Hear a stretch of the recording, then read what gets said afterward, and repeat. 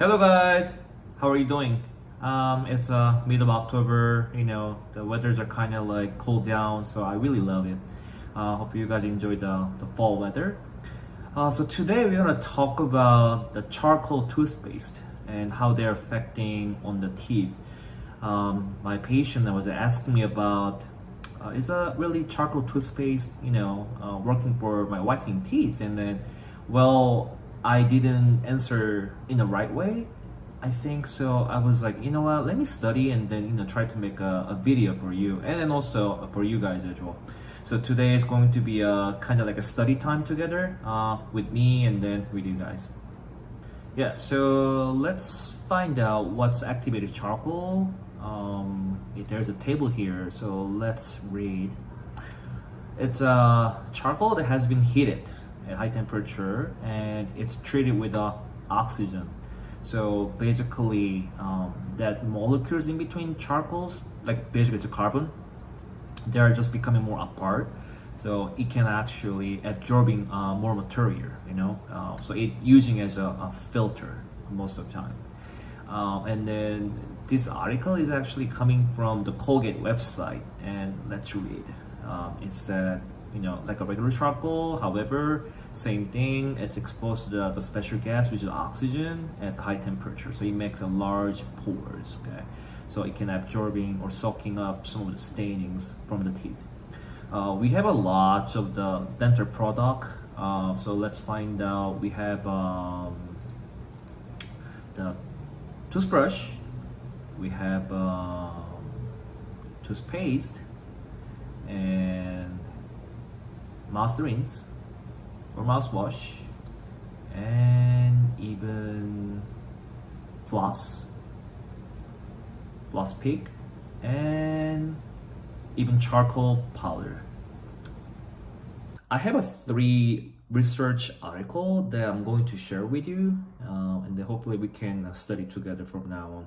So the first one, it's effect of the charcoal containing toothpaste on the enamel. So let's go to the next page. So it said the color of the teeth depends on the color of the dentin mainly, and then just a little bit modified by the color of enamel. And usually the inner surface, which is a dentin, has their unique color which you're born with, so we cannot change the color of the dentin. So we have to just look into the enamel for now. So once you actually have some awareness of enamel, which is like erosion or abrasion, then that will definitely reduce the thickness of the enamel, so which is going to expose more dentin, which is more like a dark and yellowish color, as you know. And then the staining, definitely it can leave on the enamel, and the staining coming from coffee, black tea, red wine, or even smoke, so it can cause some staining. Okay, let's go to the next page. It says traditionally they're saying that the type of toothbrushing method, the duration of the brushing is a more important factor to clean or whiten your teeth than the composition of a toothpaste. But in this experiment, they're going to just control all this, and then they can compare, the regular toothpaste versus the charcoal containing toothpaste. Let's go to the next page. So basically, it says, most of the whitening toothpaste, they do, whiten their teeth, but they do have some abrasive action against the enamel. So basically, it's kind of like a polishing, with the article included. But especially the charcoal-based product has a high abrasivity because it has a really big particle, I guess, more stronger and big particle, so it has a more chance of the high abrasion, and then it can cause some loss of the damage, loss or damage of surface tissue, or it can increase the roughness of the enamel. And then also it can lose some luster of the enamel, and then make it look a little more dull. So yeah, we gotta consider all those factors. Okay. Next page, it said even continuous use of the whitening mouthwash after the toothbrush also can damage your teeth as well. So yep, so the conclusion, it leads to the charcoal containing toothpaste might have some whitening effect. However, we cannot ignore their abrasion effect against the teeth as well. So we gotta be use the toothpaste really carefully. So that was the first one. Let's go to the second one. The second one, it came out 2022, last year. And then let's go to the bottom of the paragraph. It says the regular whitening toothpaste versus the charcoal containing toothpaste, they don't have a much big difference between affecting the whitening teeth, but the charcoal containing toothpaste definitely it has a more high abrasivity. Okay. And then let's go to the third one. Yeah, same thing. Let's go to the conclusion.